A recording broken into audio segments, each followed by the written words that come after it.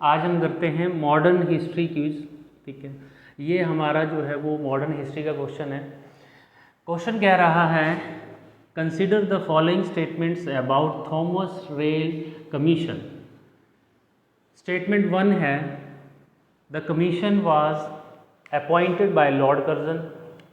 पहली स्टेटमेंट ये कहती है। सेकंड स्टेटमेंट है the main aim was to inquire into the conditions and prospects of the primary education. ठीक है, तो ये दोनों ही जो हमारे पास जो कंडीशंस दी गई हैं, स्टेटमेंट्स दी गई हैं, वो हैं अबाउट थॉमस रेल कमीशन।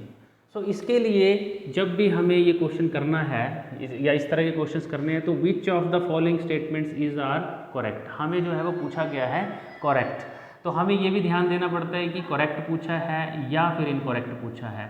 उसको आप जब भी पेपर को सॉल्व करते हैं तो हमें जो है वो उसको एक तरह से अंडरलाइन या फिर सर्कल कर लेना है ताकि जो है वो हमें क्लैरिटी रहे। सो करेक्ट जो है और इनकरेक्ट ये हमें पता होना चाहिए। इसका मतलब सही पूछा है तो थॉमस रेल कमीशन जो है वो इसके बारे में पता होना चाहिए। पहली स्टेटमेंट बोल रही है जो कमीशन है, ये जो आयोग है वो अपॉइंट किया गया था बाय लॉर्ड कर्जन। अब लॉर्ड कर्जन ने अपॉइंट किया और किसको इसका चेयरपर्सन बनाया था, तो थॉमस रेल। ठीक है, और ये जो कमीशन है वो किसके लिए बनाया गया था, दूसरी स्टेटमेंट बोल रही है कि it was appointed by Lord Curzon, और दूसरी स्टेटमेंट ये बोल रही है कि the main aim was to inquire into the conditions and prospects of the primary education. तो इसमें हमारे कीवर्ड जो हैं वो लॉर्ड कर्जन है। ठीक है, और दूसरे में है मेन एम। ठीक है, इंक्वायरी करने के लिए किसकी, जो कंडीशंस एंड प्रोस्पेक्ट्स हैं प्राइमरी एजुकेशन के। ठीक है, तो ये जो है वो हमें देखना है कि प्राइमरी एजुकेशन है या फिर कुछ और है, या फिर ये लॉर्ड कर्जन था या कोई और था, ये चीज़ें हमें जो है वो देखनी है। सो थॉमस रेल कमीशन जो है वो बिल्कुल ये है कि ये लॉर्ड कर्जन ने ही अपॉइंट किया था। ठीक है, अब लॉर्ड कर्जन का अगर टाइम पीरियड देखें अगर हम, तो ये 1899 से 1905 हमें देखने को मिलता है।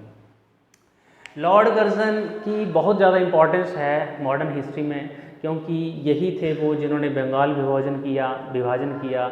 एक 1902 में जो है वो ये रेलवे कमीशन जो है वो अपॉइंट किया गया था और इनकी अध्यक्षता में किया गया था, और किया तो ये लॉर्ड कर्जन ने ही था।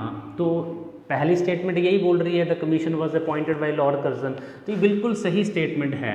ठीक है, ये बिल्कुल सही है कि ये बिल्कुल लॉर्ड कर्जन ने किया था। ये 1902 में किया गया था अपॉइंट।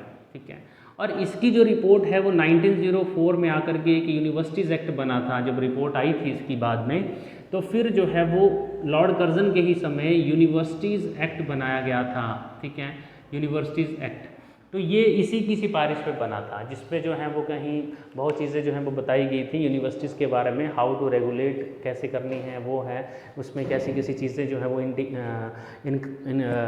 इन्वॉल्व की गई थी। तो अगर हम दूसरी स्टेटमेंट देखें तो ये थोड़ी सी हमें कॉन्ट्राडिक्ट लगती है। क्यों? क्योंकि जो मेन एम था वो बिल्कुल कंडीशंस एंड प्रोस्पेक्ट्स जो थे उनको इंक्वायर करना था, बट वो नॉट इन प्राइमरी एजुकेशन, वो प्राइमरी एजुकेशन के लिए नहीं था। प्राइमरी एजुकेशन के लिए जो था वो एक हंटर कमीशन था, वो हंटर कमीशन था प्राइमरी एजुकेशन के लिए, जो 1883 में बनाया गया था। 1882-83 में वो बनाया गया था लॉर्ड रिपन के द्वारा। ठीक है, तो यहाँ पे अगर हम बात करें तो प्राइमरी एजुकेशन ना हो करके यहाँ पे आएगा यूनिवर्सिटीज़ हायर एजुकेशन। ठीक है, यूनिवर्सिटीज़ की कंडीशंस को जो है वो ये देखने की बात की गई थी, the conditions and prospects of the universities of the British India. ठीक है, तो ये चीज़ बताई गई थी उस टाइम पे। तो हमारी पहली स्टेटमेंट सही है, दूसरी गलत है। अब देखिए कि 1 only, 2 only, both 1 and 2, neither 1 और नॉर 2।